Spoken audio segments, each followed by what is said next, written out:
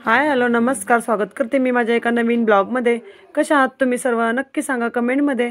आणि आमचा अजून प्रवासाचाच व्हिडिओ आहे, तर चला मग आजचा ब्लॉग पण कंटिन्यू करूया। आजच्या ब्लॉगमध्ये काय काय आहे दाखवते मी तुम्हाला। आणि इथं आता आम्ही पुणे स्टेशनवरती पोहोचलो आहे, तर आता आम्हाला बस वगैरे पण पकडायची होती। तर म्हटलं चला आता आम्ही पुणे स्टेशनमधून पहिलं बाहेर येतो आणि त्याच्यानंतर आम्हाला बस पण पकडायची होती, स्वारगेटला जायचं होतं। आणि माझे छोटे दीर पुण्यामध्येच राहतात, ते आम्हाला नेण्यासाठी आले होते। तर चला मग आता आम्ही जातो आणि गाडीमध्ये बसतो आणि ते आम्हाला स्वारगेटवर पोहोचवणार होते आणि त्याच्यानंतर आम्ही स्वारगेटपासून बस पकडून गावी जाणार आहे। तर चला मग तुम्हाला दाखवते मी।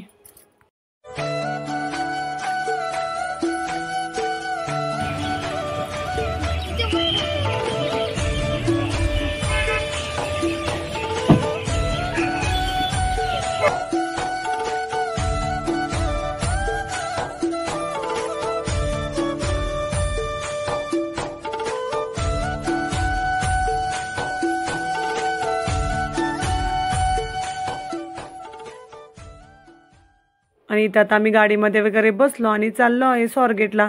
तर बघा पुणे आहे म्हटलं तर पुण्यामध्ये ट्रॅफिक हे असणारच। तर खूप सगळं ट्रॅफिक होतं पुण्यामध्ये। आणि आता संध्याकाळची वेळ होते, सगळे कामावरून घरी जायची सगळ्यांची गडबड चालू असल्यामुळे खूपच रस्त्याला म्हणजे गर्दी पण होती आणि ट्रॅफिक खूपच होतं। आणि बघा किती मोठमोठ्या बिल्डिंग आहेत पुण्यामध्ये। आणि आता इथं आमचं पण चाललं होतं गडबड गावी जायची आणि आम्हाला त्याच्यानंतर पुढंच एक बस पण पकडायची होती। आता 7-7:30 वाजले होते आणि आम्हाला 8 वाजता बस होती स्वारगेटवरून।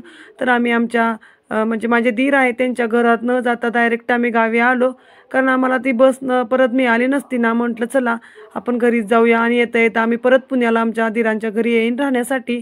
तर आता आम्ही चाललो आहे गावी।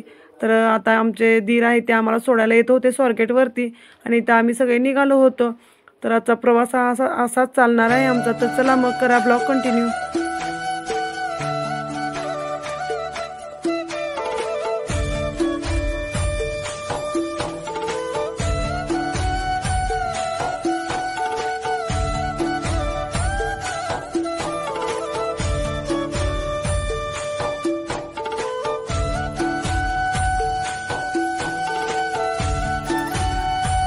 आणि आता इथं आम्ही बसमध्ये बसलो होतो आणि आम्ही आलो तेव्हा बस अशी म्हणजे लागलीच होती तिथं स्वारगेट स्टेशनवरती।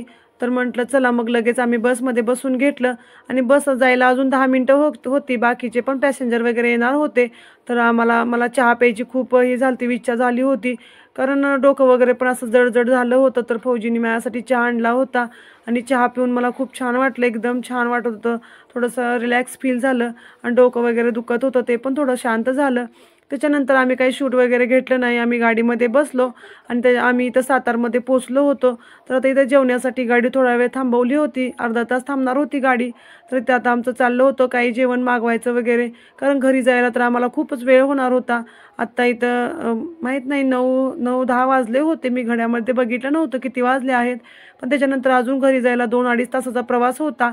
तर म्हटलं चला आता बाहेरूनच जेवून जाऊया, कारण घरी जाऊन पण जेवढं भूक पण नाही लागणार, एवढ्या वेळानं भूक लागत नाही। तर म्हटलं चला आता जेवायचं टाईम आहे तर जेवून घेऊया। आणि तर फौजीचं माझं डिस्कस करायचं चालू होतं की काय जेवण मागवायचं। चला मग आता बघूया काय मागवलं आम्ही। तर आम्ही व्हेज थाली मागवली होती, त्याच्यामध्ये डाळ, भाज्या, 2 भाज्या आणि पराठा भात असं होतं। तर आता मी म्हटलं चला जेवून घेऊया आणि आता मी हात वगैरे धुवून घेते, त्याच्यानंतर आम्ही आता रात्रीचा डिनर करतो। आणि आता आमचं जेवण वगैरे झालं। तर चला आता कुणालला पण झोप आली होती, तर मी त्याला उचलून घेतलं होतं थोडंसं। मी म्हटलं त्याला इकडं तिकडं फिरवते आणि मग त्याला मी झोपायला ठेवते, म्हणजे बसमध्ये चढवून मग आम्ही झोपून जाईन। आणि त्यात बेकरीचं पण सामान होतं थोडंफार, तर अर्णवला आणि कुणालला काय काय गोष्टी पाहिजे होत्या, तर आता इथं मी घेत होती। कारण मुलांचं कसं जेवण वगैरे कमी आणि बाकीच्या गोष्टी जास्त खाण्याचं मन होतं। तर आता इथं मी सातारचे फेमस कंदी पेढे वगैरे घेणार आहे। तर आता इथं मी टेस्ट करायचं चाललं होतं की कसे आहेत पेढे वगैरे। तर आता टेस्ट करून वगैरे बघितलं, खूप छान वाटले।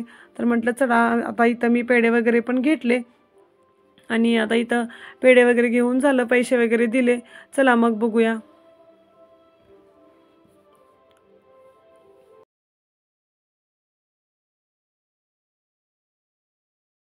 त्याच्यानंतर पेढे वगैरे घेऊन झाले आणि अजून आमच्या गाडीतली माणसं सगळी आली नव्हती. कोणाचं जेवायचं वगैरे चालू होतं. तर मी आणि फौजी इथं आता वॉकिंगसाठी चाललो, म्हणजे असंच इथं वॉकिंग करत होतो आणि ही आमची बस होती. तर चला मग थोड्या वेळानं मी दाखवते. आणि आता इथं आमचं चाललं होतं गाडीच्या इकडं तिकडं फिरायचं.